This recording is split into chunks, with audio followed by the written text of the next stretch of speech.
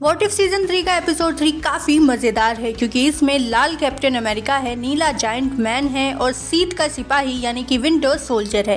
Basically ये episode में हमें पता चलता है कि क्या होता अगर विंटर सोल्जर 16 दिसंबर 1991 के रात टोनी स्टार्क के पेरेंट्स को नहीं मारता। अब एज अ मार्वल फैन मैं तो दो ही केस सोच पा रही हूँ। पहला ये कि कैप्टन एंड टोनी के बीच में जेमो दरार नहीं डाल पाता जिसकी वजह से थानोस इन्फिनिटी वॉर में ही हार जाता या फिर टोनी कभी आयरन मैन ही नहीं बनता। बट मार्वल वालों ने बिल्कुल अलग ही दिखा दिया, जिस पर हम बात शुरू करते हैं। तो कहानी की शुरुआत में रेड गार्जियन यानी कि रशिया का पहला super soldier and black window का फादर फिगर अपने बॉस को बोलता है कि मुझे अच्छे मिशन में भेजो ताकि मैं भी कैप्टन अमेरिका के जैसे नाम कमाऊं और अमेरिका को कम्युनिस्ट से आजादी दिलाऊं। बट हाथ में मिशन होने के बावजूद उसका बॉस उसके सामने कालू बाबा को फोन करके बोलता है कि सर्दी सिपाही यानी कि विंटर सोल्जर को भेजो मिशन पर। जिसके बाद रेड गार्जियन कॉर्पोरेट एम्प्लॉय की तरह बेइज्जती होने के बावजूद चुपचाप वहाँ से खुशी चल देता है क्योंकि वो मिशन वाली फाइल अपने बॉस के टेबल से चुरा कर खुद ही अमेरिका चल जाता है, जहां हम देख पाते हैं कि विंटर सोल्जर भी अमेरिका आ चुका है। इसके बाद विंटर सोल्जर मिशन के हिसाब से सुपर सोल्जर सीरम ले लेता है एंड हावर्ड को मारने जाता है कि तभी वहां रेड गार्जियन आकर उसको रोकता है। रेड गार्जियन यहाँ विंटर सोल्जर को समझाता है कि देखो मिशन वो पैकेज लेने का था जो तुम ले लिए, अब इनको जाने दो ताकि ये अपने दोस्तों को बता सके कि अमेरिका को आजादी दिलाने के लिए लाल और सफेद ड्रेस पहनने वाले कैप्टन आ चुके हैं। विंटर सोल्जर ये बकवास सुनकर फायर करता है क्योंकि इसको कोई फर्क नहीं पड़ता एंड वो कोई विटनेस नहीं छोड़ना चाहता था। बट मजाक करने वाला ये रेड गार्जियन अपने कैलिबर को दिखाता है जहां वो विंटर सोल्जर को अच्छी टक्कर देता है। बट ये ज्यादा देर नहीं चलता क्योंकि वहां पुलिस एंड एम्बुलेंस आ जाती है। ये दोनों वहां से भाग जाते हैं। वही लोकेशन पर शील्ड की तरफ से बिल फोस्टर आता है जो हर जगह नाकाबंदी करने का आदेश देता है। विंटर सोल्जर अपने बॉस यानी कि कालू दादा को इन्फॉर्म करते हैं कि पैकेज मिल गया बट यहाँ थोड़ी कॉम्प्लिकेशंस हो गई हैं, जिसको सुनते ही कालू बाबा बोलते हैं कि अब तुम्हारी मदद हम नहीं कर सकते, तुम किसी तरह पैकेज लेकर रशिया वापस आओ। विंटर सोल्जर यस सर बोलकर फोन रखता है। जिसके बाद ये दोनों बर्गर खाते खाते यहाँ से निकलने का रास्ता ढूंढते हैं, जहाँ रेड गार्जियन बताता है कि रुक नाम का आदमी ने ही इस पैकेज के बारे में बताया था तो वो हमारी मदद कर सकता है क्योंकि वो भी मेरे जैसे कम्युनिस्ट के खिलाफ है। जिस पर विंटर सोल्जर कहता है कि मुझे तुम्हारी विचारधारा नहीं बल्कि यहाँ से बाहर निकलना है, ये बताओ कैसे निकले। जिस पर रेड गार्जियन कहता है कि हमें लास वेगास जाना होगा क्योंकि रुक वहीं मिलेगा। जिसके बाद ये लोग एक गाड़ी चुरा कर जय वीरू के जैसे निकल जाते हैं बट बीच रास्ते में बिल फोस्टर इन लोगों को नाकाबंदी में मिलता है। जिसके बाद चोर पुलिस का खेल चालू होता है जिसमें विंटर सोल्जर अपने बंदूक के दम पर ही हर पुलिस वाले को साइड कर देता है सिवाय बिल फोस्टर के जो कि जायंट मैन बनकर इनके पीछे लगा रहता है। उस पर जब बुलेट्स का असर नहीं होता तो रेड गार्जियन कहता है कि बेटा हर चीज की एक ही टेक्निक नहीं होती, जितना बड़ा वो होगा उतना जोर का वो गिरेगा। इसलिए वो अपना शील्ड लेकर जायंट मैन को मारता है एंड सिर्फ 2 मूव्स में उसको नीचे गिरा देता है। बट ज्यादा दूर नहीं जा पाते क्योंकि ये दोनों गधे गाड़ी तेज करके एक जगह से जंप करवा देते हैं ये सोचकर कि उनकी कार क्रॉस कर जाएगी, जबकि वो खाई में जा गिरती है। इसके बाद बिल फोस्टर इन्वेस्टिगेट करता है एक्सीडेंट वाली जगह एंड उसे क्लू मिलता है कि ये दोनों लास वेगास जा रहे होते हैं,